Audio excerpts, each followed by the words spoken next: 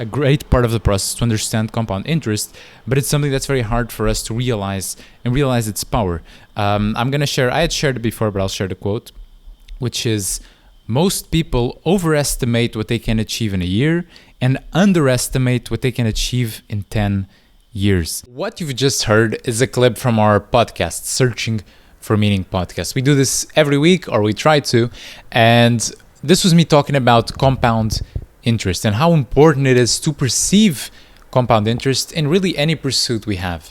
Usually we tend to think about it more, as far as money goes, as far as, the stocks that you have, your investments, maybe more business-wise as well, but not even that much. Usually it's just more about numbers.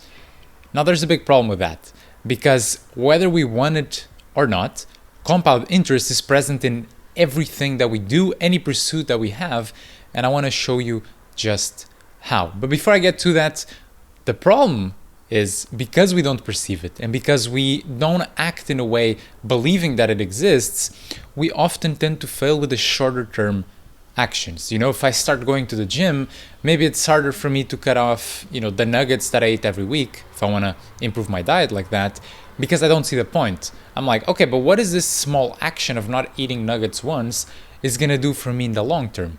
The problem is that the more you repeat that good action, the better things get, the more it compounds on top of that, and then the better the good gets as well. But on the opposite too, if you do the wrong, that compounds on that way as well. And to give you an example of this, and I'm going to use a numbers example because that's the best way to illustrate this, but it is about Warren Buffett. And I'm going to read here my notes so I get the number correct.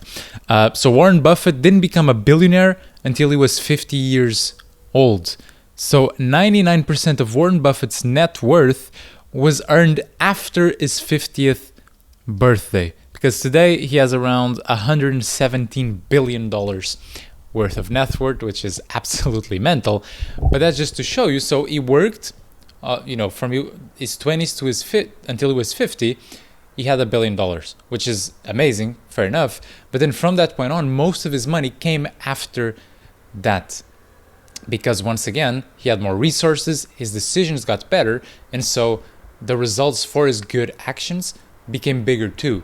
Because he had compounded not only the skills, but also, in this case, the resources to actually push things forward.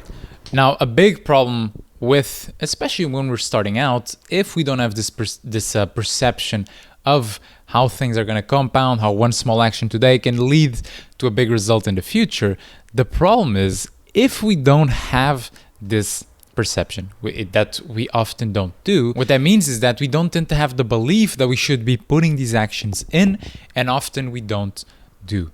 And so usually the people that actually go through are the ones that are a bit more quote unquote crazy in the beginning. People that have faith for no particular reason that things are gonna work out, even though they have no proof at this point. They have faith that if I work on my business and I keep going at it, I will be successful. If I keep working out, it will give me the results that I want.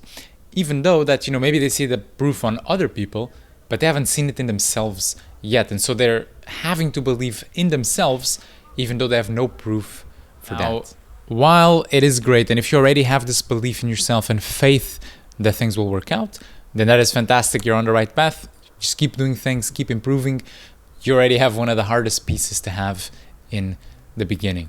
Now for the rest of us, the rest of people that start off and you start doing small things, and then, maybe it starts strong in the first week, the first 2 weeks, but then, you lose some motivation, you're more tired, you're not seeing results. What is the better approach? Because I can't just tell you to, be faithful, go get some faith, because it doesn't work like that. Often the more we see results, the more we believe in ourselves, the more we believe in the process, and the more we do it. So the best way to actually build faith in yourself, and above all, build consistency with these small time actions that then will lead to the big time results, is to start slow and small. And I know this is what you don't, or I know this is not what you want to hear. I do understand that.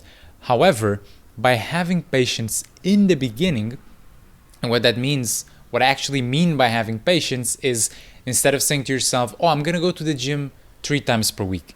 Instead of that, what you say is, okay, this week, maybe I'll go 3 times, But when I am at the gym, I'm just gonna do one set of bench press to start off. That's it. I go there, I do the set of bench press, then I come home. Or maybe I can stay, but I'm just tracking that. And you may look at me and think like, but why would I do that? If I just do that, I'm not gonna get the results I want. I need to do more than one set of bench press. There's more exercises. I gotta do cardio. I gotta do work on my back, on my shoulders. And fair enough, you do. However, if you're not consistent with those things, it won't matter. If you just do it once per week and then you forget about it, you're not gonna progress. And so it is much better in the beginning to go slow, to go, to a point where it is actually easy for you, because that will allow you to be consistent. And at the moment that you're consistent, it is much easier to increase the intensity, to increase the pace, because you already have the baseline of actually going to the place where you can actually increase set pace. In this case would be the gym, but let's say you're starting to work on your own business and you say to yourself, okay, I gotta work 2 hours per day every day. In the beginning, that's likely not sustainable, especially if you come home from work, you've worked 8 hours already, you're tired or you're exhausted. It's much better to just say to yourself, okay, I'll just do this one task per day. Maybe I'll just do one post for my business Instagram, or do one TikTok, or just write 100 words, something simple.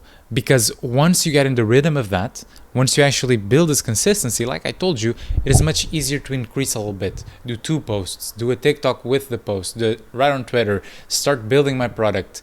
And from there, from seemingly small steps, and I promise you, if you stick with the process of not only doing, but actually reviewing what you did and improving on that, the results you want will come. It's just a matter of time. Now, I want to give you as well a personal example, so it's not just random words. It's actually this works in practice too.